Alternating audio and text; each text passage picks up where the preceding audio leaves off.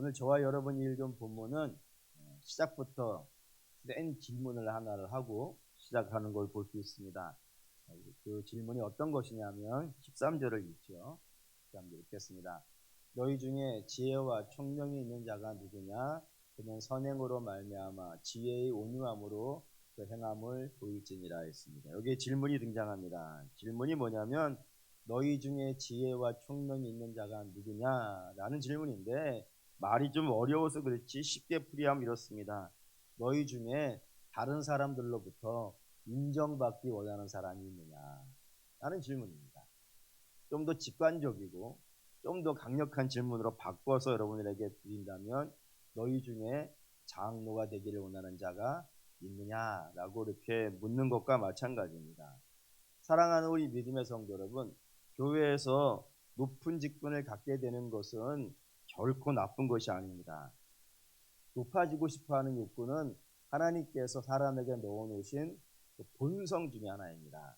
한번 보시죠. 창세기 1장 26절 읽겠습니다. 하나님이 이르시되 우리의 형상을 따라 우리의 모양대로 우리가 사람을 만들고 그들로 바다의 물고기와 하늘의 새와 가축과 온 땅과 땅에 기는 모든 것을 다스리게 하자라고요. 여기 다스리게 하다는 말이 등장하지 않습니까? 다스리는 건 누가 하는 거예요? 리더가 하는 거예요. 높은 사람이 하는 거예요. 지도자가 하는 겁니다. 그게 다스리는 거예요. 그러니까 하나님께서 우리로 하여금 다스리게 하시려고, 하나님께서 우리에게 주신 모든 것들을 다스리게 하시려고 리더로 세우시려고 사람을 만드셨다라고 읽어도 무방한 내용이 된다 이겁니다. 뿐만 아니라 디모데전서 3장 1절도 보십시오. 읽겠습니다.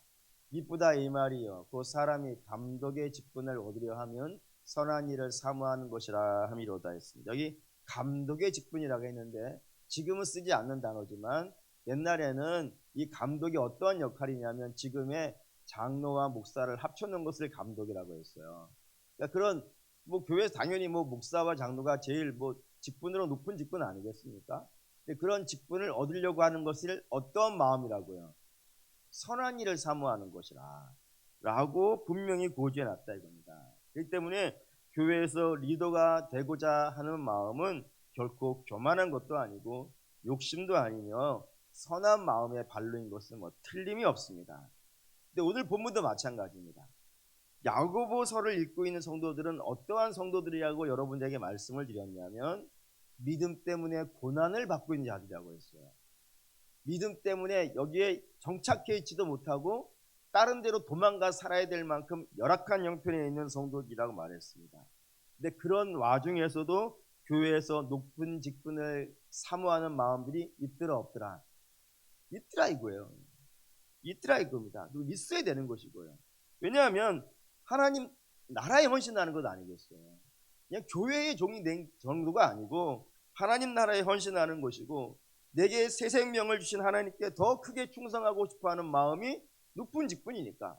암만 해도 교회에서 이렇게 장로나 목사 가장 충성하고 헌신하는 사람들 아니겠습니까? 그런 나를 구원하신 하나님을 향하여서 그런 충성과 열심을 드리고자 하는 마음이 결코 사악하거나 나쁜 마음일 수 없을 겁니다. 마땅히 그래야 된다고 생각이 돼요. 그래서 우리 교회 성도 여러분들도 그런 마음 가지셨으면 좋겠습니다. 영적인 직분을 사모해서 그거를 기도하고 준비하고 또 헌신하면서 섬기면서 그런 직분들을 받아가실 수 있는 여러분 되시기를 주님의 이름으로 부탁드리겠습니다. 근데 그런 영적인 직분을 사모하는 자에게 야고보가 부탁하는 겁니다. 어떻게 부탁하냐면 너희가 정말 하나님의 직분을 사모하느냐? 그러면 말로 하지 말고 본으로 보이라 이거예요. 본으로 보이라. 특별히 여기 우리가 주목해야 되는 단어가 있는데 지혜의 온유함이라고 되어져 있습니다. 어쩌면 번역이 지혜에 합당한 온유함 이렇게 번역하는 것이 더 마땅할 것 같습니다. 우리 주님이 최고의 지도자이신 우리 주님이 온유하셨듯이, 또한 모세도 이 세상의 모든 사람들 중에서 가장 온유하다고 했거든요. 모세가 온유하듯이 리더가 되려고 하는 자, 그리고 교회에서 높은 직분을 가지려고 하는 자는 내가 장로가 되고 싶어라고 말로만 하지 말고 온유함을 보여야 된다라고 이렇게 이야기를 하고 있는 것입니다. 그럼 당연히 질문이 되는 거예요. 교회와 사회에서 리더가 되려고 하는 사람들에게 왜 온유함이 필요할까요? 질문이 될 것이고, 당연히 또 다른 질문으로 말하면 어떻게 해야 그럼 그 온유함을 얻을 수 있을까요?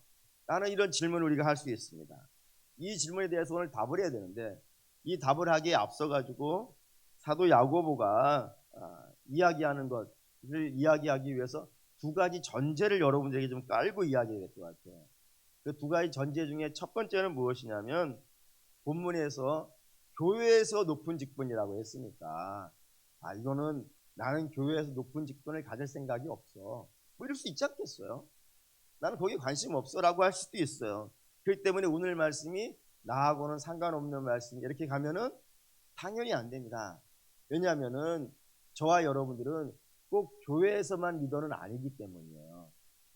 여러분들은 뭐 사회에서 리더가 될 수도 있는 것이고, 또 가장 근본적인 것은 여러분의 가정에서 또한 리더도 될 수 있는 건 아니겠습니까? 어느 리더든지 마찬가지예요. 가정에서 리더이든 사회에서 리더이든 교회에서 리더이든 어느 것에 관계없이 모든 리더가 가져야 되는 필수 덕목이 뭐라고요? 온유함이라 이겁니다. 그런 관점에서 보셔야 되고, 두 번째는 땅에서 나오는 지혜라는 게 등장할 겁니다. 사도 야고보는 두 가지 지혜를 이야기할 거예요. 하나는 땅에서 나오는 지혜가 있고 하늘에서 내려오는 지혜가 있는데, 이 땅에서 나오는 지혜는 불신자들이나 갖는 것일 거라고 생각하지 마십시오. 땅에서 나오는 지혜가 우리 안에 있다는 걸 이야기하려는 겁니다. 그렇기 때문에 사도 야고보도 이거 지금 교회에게 이야기하는 거예요. 그것도 믿음 때문에 고난을 당할 만큼 그 믿음이 좋은 사람들에게서도 땅에서 나오는 지혜가 있을 수 있다는 겁니다. 그렇다면 우리에게는 있겠어요, 없겠어요? 당연히 우리에게도 있다 이겁니다. 언제까지 있을 것 같으세요?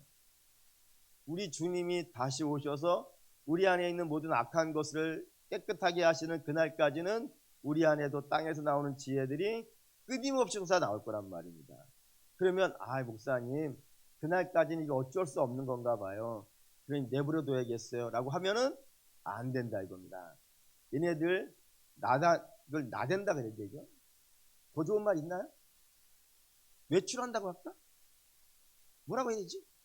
어쨌든 이 우리 안에 있는 안 좋은 것들이 막 나대지 않도록 이걸 잘 통제해야 된다 이겁니다. 그런 관점에서 여러분 보셔야 돼요. 사도 야고보가 이제 리더가 되려고 하는 자에게는 마땅히 온유함이 있어야 되는데, 이 온유함을 두 가지로 설명을 합니다. 두 가지 지혜로 설명을 해요.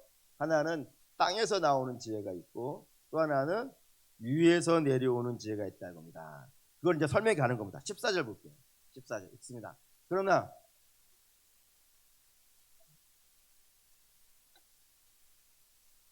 거짓말하지 말라 했습니다. 여기 독한 시기와 다툼이 등장합니다. 우선 독한 시기부터 말씀을 드린다면, 독한 시기는 말 그대로 시기입니다. 시기는 뭐죠? 남이 잘 되는 꼴을 못 보는 겁니다. 사돈이 땅을 사면은 기뻐해야 돼요, 배가 아파야 돼요? 혹시 배 아프신 분이 간혹 계십니까? 옆집의 아이가 성적이 잘 나오고 우리 집 아이가 성적이 안 나오면은 짜증나십니까? 부정이요. 어떻게 그런 겁니다. 남이 잘 되는 꼴 보는 것이 너무 불편한 거예요. 문제는 그런 불편한 마음을 갖고 있으면 말이죠, 악한 생각이 따라옵니다. 예를 든다면 출애굽기 1장 8절에서 10절 이런 말씀이 있어요. 읽어보죠. 요셉을 알지 못하는 새 왕이 일어나 애굽을 다스리더니 그가 그 백성에게 이르되 이 백성은 이스라엘 자손이 우리보다 많은 강하도다. 자, 우리가 그들에게 대하여 지혜롭게 하자. 두렵건대 그들이 더 많게 되면 전쟁이 날 때에 우리 대적과 합하여 우리와 싸우고 이 땅에서 나갈까 하노라 하고요. 이게 애굽 바로 이야기인데, 애굽 바로가 이스라엘 평소에는 같이 잘 지냈다고요. 평소에는 같이 잘 지내다가 갑자기 문제를 일으켰다 이겁니다. 왜요? 저들이 강하다 이거예요. 저들이 너무 많이 성장한다 이거예요. 그러니 시기가 나는 겁니다. 저 상태를 그대로 두면 우리에게 위험해. 저거 밟아놔야 돼. 싹은 어떻게 해야 되는 거예요? 잘라야 되는 거예요? 잘 자라도록 돌봐줘야 되는 거예요. 돌봐줘야지. 왜 잘 나는 싹을 밟아요? 안 되는 거야 이거예요. 근데 막 싹이 나니까 그거를 시기해가지고 어떻게 하면 저 싹을 잘라버릴까? 그래 고민하다가 답을 찾는다니까요. 그 악한 지혜가, 그 악한 마음이, 그 독한 시기심이 방법을 찾아내는 거예요. 그 방법이 뭐였냐면 중노동을 시키는 겁니다. 그래서 아예 부부 생활이라는 건 상상도 못할 만큼 집에 가면 그냥 잘 수밖에 없는 그런 몸을 만들어 놔야겠다, 이런 악한 생각을 만든다니까요. 근데 그게 안 먹히니까 그 다음은요, 히브리 산파를 협박해가지고 사내 아이를 낳으면 죽이라 그런다고요. 그것도 안 되니까요. 아예 군사들을 동원해가지고 낳는 족족 잡아다가 나일강에 집어 던지는 일을 만들더라 이겁니다. 뭐가 그렇게 만드는 거예요? 시기심이 그런 일을 만들어내더라 이거예요. 뿐만 아니라 신약에 오면은 바리새인도 마찬가지입니다. 바리새인, 그들은 예수님이 나타나시기 전까지만 해도 유대 사회에서 거의 독보적인 지위를 가지고 있었어요. 이 바리새인이 얼마나 독보적인 지위를 가지고 있었는지를 문헌에 등장하는데 이런 이야기가 있습니다. 대제사장이 지나가는 거예요. 길을, 시장을 이게 지나가면은 사람들이, 대제사장은 말이죠, 이스라엘 전체에서 한 명 있는 거예요. 한 명. 그 한 명에게 가가지고 인사를 합니다. 대제사장님 오셨습니까? 그렇겠어요. 그런데 대제사장이 지나갈 때 인사를 하고 있는 중에 옆에 바리새인이 지나가는 거예요. 그럼 바리새인은 많아요. 그러면 사람들이 대제사장에게 인사하다가 돌아서 가지고 바리새인에게 인사를 해요.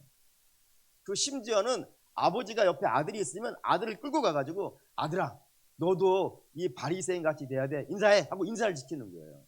왜 그러냐면은 대제사장은 가문에서 나와요. 어느 가문에서?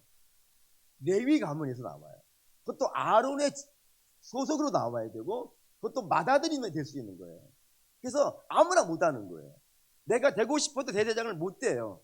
근데 바리새인은요, 누구나 될 수 있어요. 심지어는 종도 됐어요. 종도 시험만 보면은 바리새인이 됐다는 기록이 나와요. 그 정도의 사람이니까 아버지가 자녀가 누가 되길 바라겠어요. 너도 저렇게 바리새인데 라고 할 정도로 그 사회에서 존경받고 따르고 싶고 본받을 모델로 삼는 자들이 바리새인이었으니까 얼마나 인기가 많았겠어요. 그런 인기 있는 사람들이라 이겁니다. 근데 예수님이 나타나시다 모든 사람들의 관심이 다 누구에게? 예수님에게 가는 거예요. 시기심이 나겠어요, 안 나겠어요? 나면 안 되지. 어차피 난다 그래요. 아니, 여러분들이 그냥 함정에 빠져주신 거지. 제가 이렇게 함정을 파보니까, 아니 주님의 영광, 세례 요한이 그러잖아요. 저분이 나보다 높은 분이라. 저분은 흥해야 되고 나는 망해야 되고, 나는 저분의 샌들의 끈도 묶을 만한 자격이 안 된다. 높이잖아요. 주님 영광 받으신 것이 마땅하다고요. 그런데 이 바리새인들 안에는 독한 시기심이 나타났다고요. 내 인기를 저가 다 가져가? 저가 살아있어가지고 안 되겠네? 어떻게 하면 저를 죽일까? 방법을 찾는단 말이에요. 독한 시기심이. 그 방법을 찾아내요. 참 악한 거예요. 방법을 못 찾아낸다면 괜찮을 텐데 방법을 찾아내요. 보시죠. 마태복음 27장 읽겠습니다. 이는 시기심이 예수를 죽일 수 있는 방법을 찾는데 어떻게 찾아내냐면, 저기가 빌라도가 한 말이에요. 그러니까 유대인들은 자기의 힘으로는 누구를 죽이지 못해요. 로마의 힘을 빌려야 돼요. 그래서 빌라도를 끌어들이고 있는 장면이에요. 빌라도는 제가 이게 시기심 때문에 그런 줄 알면서도 불구하고 여기에 딸려 들어가요.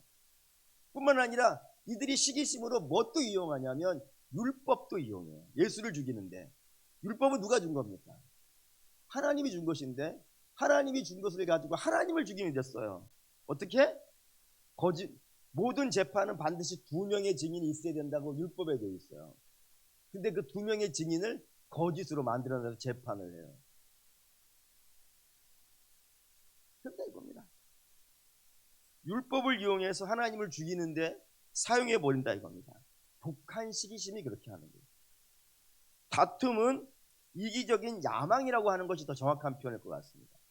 이기적인 야망이라는 것은 정당한 야망은 아니, 정당한 비전과 정당한 꿈은 아닌 거예요. 이기적인 야망이란 철저히 자기중심이고 하나님과 관계없이 그 마음에 품은 욕심을 말한다 이겁니다. 그렇게 하나님과 관계없이 품은 욕심을 하나님이 도우시겠어요? 안 도우시겠어요? 안 도우시죠. 그러니까 거기에도 이 땅의 지혜들이 동원되는 겁니다. 가장 대표적인 예 하나를 든다면 사도행전에 아나니아와 삽비라 부부 이야기가 등장해요. 이 아나니아와 삽비라 부부도 이 소망은 뭐냐면은 교회에서 높아지는 거였어요. 뭐를 보고 그렇게 높아지는 걸 소망했냐면 바나바를 보고 그런 마음을 품었어요. 그 바나바가 교회가 굉장히 어려웠던 시절에 그걸 불쌍히 여겨서, 초대교회 예루살렘 교회인데 예루살렘 교회에 가난한 사람들이 너무 많았거든요. 근데 그 가난한 사람들을 돌볼 수 있는 형편이 교회가 없으니까 자기의 밭을 팔아가지고 그걸 사도에게 헌금했어요. 자, 사도들이 그걸 받아가지고 가난한 자, 과부들 구제하고 막 이런 일을 썼거든요. 그러니 이 고난받고 있었던 사람들에게 얼마나 그게 큰 기쁨이 되었겠어요. 그래서 그의 이름을 원래는 요셉이었는데 바나바로 바꿔준 거예요. 바나바의 뜻은 위로의 아들이에요. 얼마나 바나바를 통해서 위로받았는지 아시겠죠, 교회가. 그러니 이름을 높여준 거란 말이에요. 사도급으로 높여줬단 말입니다. 그걸 보면서 같은 욕심을 품은 거예요. 아나니아 삽. 그래서 나도 저렇게 인정받고 대접받았으면 좋겠다라고 생각했는데 방법이 없으니까 그가 악한 방법을 찾아낸 겁니다. 그 방법이 뭐냐? 바나바를 흉내내는 거예요. 누가 하라 그러지도 않았어요. 본인이 나도 밭을 팔아가지고 헌금하겠습니다. 누가 하라 그런 게 아니라니까요. 근데도 불구하고 그렇게 하겠다 그런 거예요. 인정을 받기 위해서. 그런데 믿음이 없이 그렇게 하려고 그러니까 아까워요, 안 아까워요? 아까워요, 당연히. 아깝죠, 당연히. 그래서 밭에 파는 거의 일부를 숨긴단 말입니다. 당연히 이렇게 생각했을 거예요. 내 집이 내 밭이 얼마인지 누가 알겠어. 그리고 이걸 내가 얼마에 팔았는지 누가 알겠어. 내가 이걸 얼마에 숨겼다는지 누가 알겠어. 그냥 내가 냈다는 게 중요한 거지 명분이 중요한 거지 했단 말이에요. 딱 냈더니 베드로가 뭐라 그랬냐면은 네가 성령을 속인다 했단 말이에요. 사람을 속일 수 있을지언정 성령을 어떻게 속일 수 있겠어요. 그런 일을 발생되었단 말입니다. 당연히 그 뒤에 이야기는 비참함으로 끝나는 이게 이기적인 야망의 이야기라고요. 이처럼 독한 시기와 다툼은 항상 이런 문제를 일으킨다 이겁니다. 그렇기 때문에 이 독한 시기와 다툼이 어디서 나오는지를 성경에 써놨어요. 15절 읽겠습니다. 이러한 지혜는 위로부터 내려온 것이 아니요 땅의 것이요 정욕의 것이요 귀신의 것이라고요. 세 가지로 설명한 거예요. 그런 것, 독한 시기심, 그리고 이기적인 야망, 이런 것들은 하나님이 너희에게 주시는 게 아니야. 이거는 땅의 것이라 했단 말이에요. 땅의 것이라는 건 당연히 하나님의 것이 아니라는 것이고요. 정욕의 그런 것이라는 것은 육체적인 것이에요. 영적인 것이 아니라는 겁니다. 당연히 이건 불신자들이나 갖고 있는 거예요. 그리고 귀신의 것은 당연히 마귀의 지혜라는 것일 테니까 역시 사악한 것이라 이겁니다. 이처럼 독한 시기와 다툼은 전부 하나님에게서 온 것이 아니에요. 하나님에게서 온 것이 아니기 때문에 여기에 온유함이 있겠어요, 없겠어요? 당연히 여기엔 온유함이 없어요. 시기 속에 온유함이 어디 있겠습니까? 다툼 속에 무슨 온유함이 있겠습니까? 거기 항상 뭐만 있냐면은 16절 시기와 다툼이 있는 곳에는 혼란과 모든 악한 일이 있습니다. 혼란이 있고 모든 악함이 다 나온다고. 우리 앞에서 보았듯이요. 바로로 인하여서 얼마나 큰 혼란이 일어나고 바리새인으로 인하여서 얼마나 악한 일들이 벌어지며 아나니와 합자를 통해서 그 가정이 얼마나 파괴되어져 가는지 우리가 본단 말입니다. 그러니까 이런 것들 성도들 특별히 믿음의 리더가 되려고 하시는 모든 분들에게는 더 나아가서 이 땅의 리더가 되려는 모든 분들에게는 당연히 혼란을 일으키면 안 되는 건 아니겠어요. 여러분 지도자가 있는 이유는 뭐예요? 질서를 주려고 하는 거 아니에요. 질서를 주려고 리더가 되는 건데 내가 세워져 가지고 질서는 사라지고 혼란만 일어난다면요. 내가 리더가 되어진다는 것은 나로 말미암아서 악한 일은 줄어들고 선한 일들이요 세워져야 되는 것 아니겠어요. 근데 내가 리더가 되어져 가지고 선한 일은 무너지고 악한 일만 일어난다면요. 그것이 리더로서 좋은 모습이겠습니까? 그러니 리더는 이런 모습 가지면 안 된다 라고 한 것이고요. 반면에 우리가 사모해야 될 지혜가 등장합니다. 보시죠. 17절 18절 읽겠습니다. 오직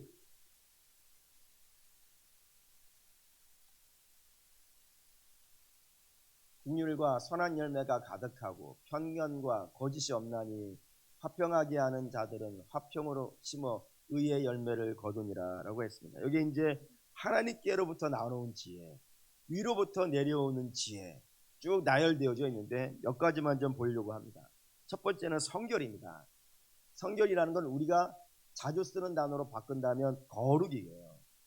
거룩의 뜻은 구별입니다. 무엇과? 세상과의 구별이에요. 그러니까 성도는 반드시 세상과는 어때야 돼요? 달라야 되는 겁니다. 세상의 기준이 성도의 기준이 될 수가 없는 거예요. 길이 다른데, 방향이 다른데 어떻게 같은 기준을 가지고 살겠어요? 실제로도 이런 일도 있습니다.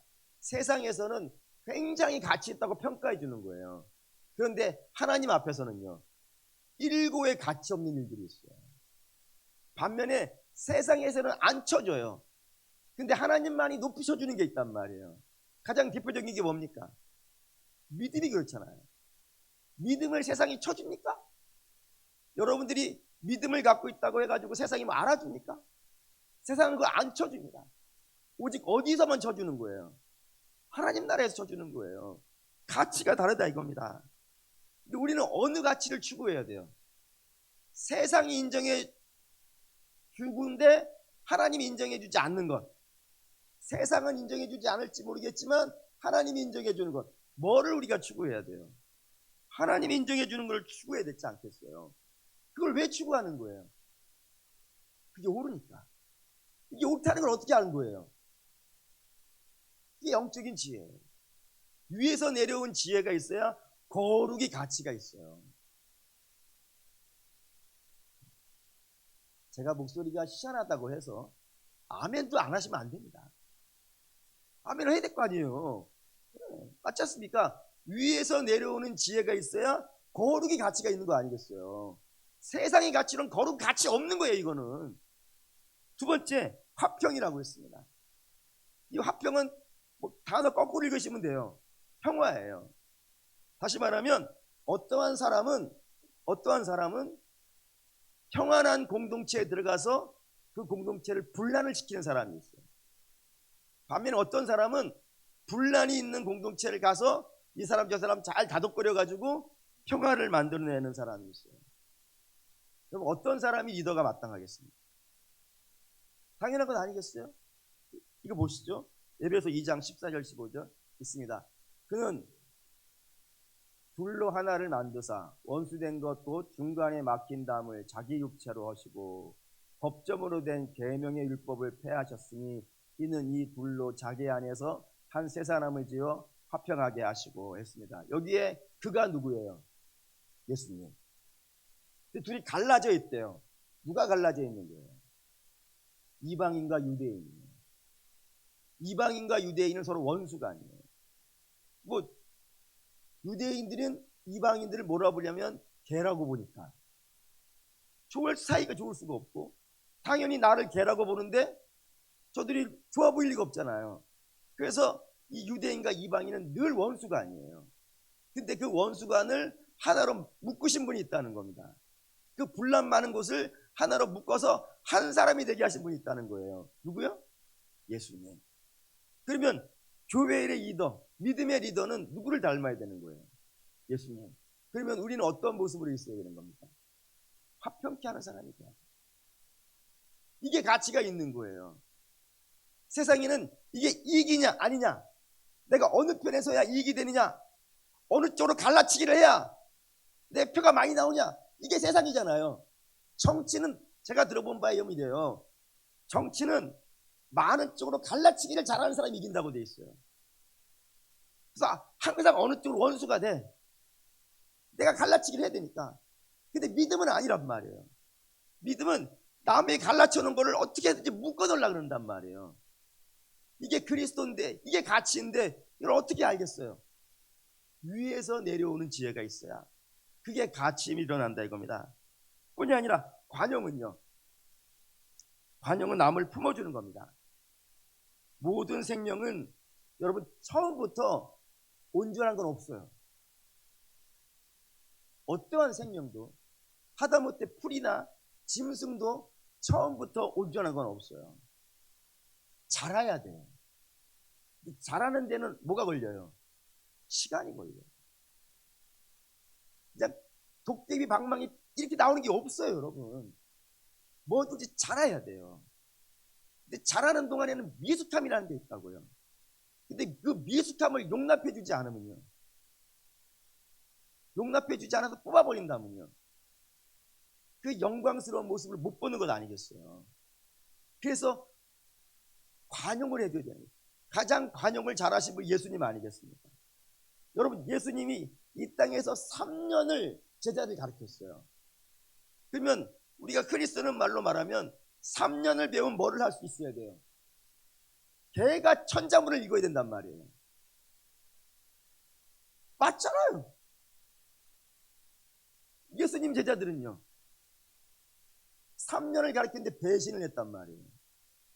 그럼 그 가르침 꽝된 거 아니겠습니까?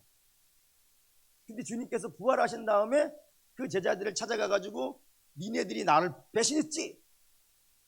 오늘 한번 죽어봐. 이렇게 하시지 않았다 이거예요. 그래서 어떻게 하는 거예요? 품어주신다니까. 그 결과 저들이요, 때가 되었을 때 사도들, 영광스러운 사도들, 이름만 사도라 가지고 있는 것이 아니라 영광스러운 사도들, 주께서는 이런 말씀을 하셨어요. 너희가 나보다 더 큰 일을 할 거라고요. 실제로 그랬죠. 주님은 유대 그 근처에서만 사역했지만 제자들은 온 세계를 다니잖아요. 그런 일이 발생됐다 이겁니다. 그러니 주님이 우리를, 미숙한 우리를 품어서 오늘 여기까지 나를 오게 하셨다고 믿으시는 분들은 또 다른 미숙한 사람들을요, 품어줘야지. 내가 누군가를 품어줘야 주님께서도 주님께 내가 나를 품어달라고 말을 할 수도 있지. 내가 남을 품지 아니하면서 주님께 나를 용서해달라고 어떻게 말을 할 수 있겠어요? 그로 사랑하는 믿음의 성도 여러분, 품어주는 게 지혜예요. 주님의 지혜예요. 그러니 여러분 옆에 미숙한 분들이 있으면, 그게 자녀일 수도 있고 교회에 아주 연약한 믿음의 성도일 수도 있고 하더라도 여러분 넉넉한 마음으로 기도하시면서요, 품으실 수 있기를 바랍니다. 그 다음에 양수는 나오는데, 양수는 순종을 잘하는 겁니다. 여러분 어떻게 순종을 잘하는 게 지혜일까요? 사도 바울이 빌립보서에 이런 이야기를 했습니다. 너희는 그리스도의 마음을 품으라. 그는 본디 하나님과 같으신 분인데 하나님과 동등됨을 취할 걸 여기지 아니하시고 스스로 종으로 낮추셔가지고 죽기까지 충성하셨다고요. 죽기까지 순종하셨다고요. 그러자 하나님께서 그를 어떻게 하셨습니까? 높이 들어서 모든 입술로 하여금 그를 주라 하였고 모든 무릎을 그 발 앞에 꿇게 맞았다고요. 이게 지혜 아니겠습니까? 남을 정복하는 게 지혜가 아니고 주님께 순종하였더니 하나님이 높여주시더라 이거예요. 그게 지혜인 거예요. 그런 지혜를 가지라 라는 것이고요. 그 다음에 국률이 등장합니다. 국률은 당연히 불쌍히 여김이에요. 국률은 팔복에 등장합니다. 팔복이 이렇게 등장해요. 원래 팔복이라는 것이 마음이 가난한 자는 복이 있나니 이렇게 읽으면 안 되는데 우리나라로만 이렇게 번역이 되어 있어요. 원래는 뭐가 맨 처음에 등장해요? 복이 있나니, 너 복 있구나. 긍휼히 여기는 자들아, 너희가 하나님의 긍휼을 입을 것이다라고. 남을 불쌍히 여기는 자들이 하나님께 불쌍히 여김을 받는다 이겁니다. 그게 지혜라고 해요. 사랑하는 여러분, 이런 거 다 영적인 지혜예요. 땅에서는 이런 지혜를 이야기하는 게 어리석다 그래요. 하지만 위에서 내려온 지혜라 이겁니다. 땅에는 없는 지혜고 하늘에서 내려오는 지혜예요. 이런 지혜를 품으라는 겁니다. 결론입니다. 두 가지 지혜를 말씀드렸어요. 위에서 내려오는 지혜가 있고 땅에서 나오는 지혜가 있습니다. 이 둘의 차이가 느껴지시나요 지금? 이 차이 이런 겁니다. 땅에서 나오는 지혜는 항상 누군가 경쟁을 시켜요. 끊임없이 경쟁을 시켜요. 경쟁이 있기 때문에 뭐가 나오냐면 독한 시기가 나오고요, 다툼이 나와요, 야망이 나와요. 그리고 또 독한 시기와 야망은 악한 지혜를 찾아내고요, 그것으로 말미암아서 우리와 우리의 공동체를요 황폐하게 만들어요. 그런데 위에서 내려오는 지혜는요 남하고 경쟁하지 않아요. 지금 보셨지만 어느 누구와도 경쟁하지 않아요.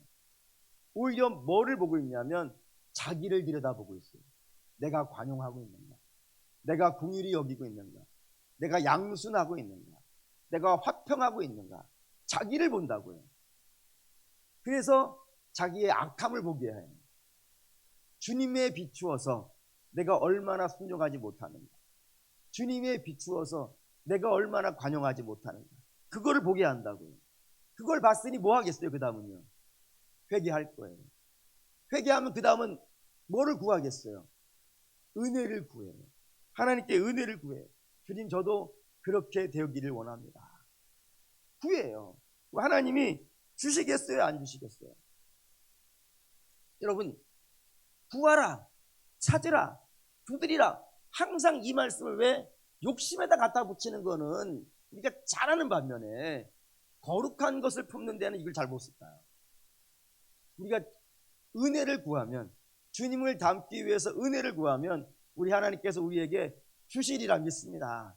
그거를 받으면, 그런 은혜를 받으면, 그리스도를 닮으면 거기에는 온유가 있겠어요 없겠어요? 그러니까 땅에서 올라오는 지혜는 온유가 없고 위에서 내려오는 지혜는 온유가 있고요, 땅에서 나오는 지혜는 온유가 없으니까 공동체를 파괴하고요, 위에서 내려오는 공동체는, 위에서 내려오는 지혜는 온유가 나옴으로 인해서 공동체가 살아요. 그 왜 교회의 리더 되려는 자들에게 하늘의 지혜를 구하라라고 하는지 아시겠죠? 그게 꼭 교회만 그럴까요? 우리의 가정은 안 그럴까요? 혹시 여러분들이 여러분의 자녀를 자꾸 전쟁터와 경쟁터에 몰아넣고 있지는 않습니까? 세상에서 뭐 초등학생들한테 뭐 세계 어린이들에게 조사했다 그러죠? 세계 모든 어린이 중에서 가장 불행한 어린이 1등이 한국이라면서요. 왜 그렇죠? 전쟁터에 몰아넣는 거 아닙니까? 자꾸 누구 이기라 그러고, 누구보다 성경 잘 나왔다 그러면 화내고, 선생님이 100점 줬다 그러면 99점 줬다 그러면 이런 일 있죠. 너 몇 점이야? 99점. 옆에는 몇 점이야? 100점. 너 맞자. 경쟁은 그런 거예요. 99점이 만족이 안 돼요. 땅의 지혜는 경쟁밖에 시킬지를 몰라요. 하늘의 지혜를 받아야 돼요, 여러분. 그러니까 하늘의 지혜를 받으시면 교회에서도 넉넉한 지도자가 될 것이고 가정과 사회에서도 넉넉한 지도자가 될 줄 믿습니다. 고로 사랑하는 여러분 바라고 원하는데 위의 지혜를 사모하시길 바랍니다. 여러분 거기서 믿음의 역사가 충만하게 있으시기를 주의 이름으로 축원합니다. 아멘.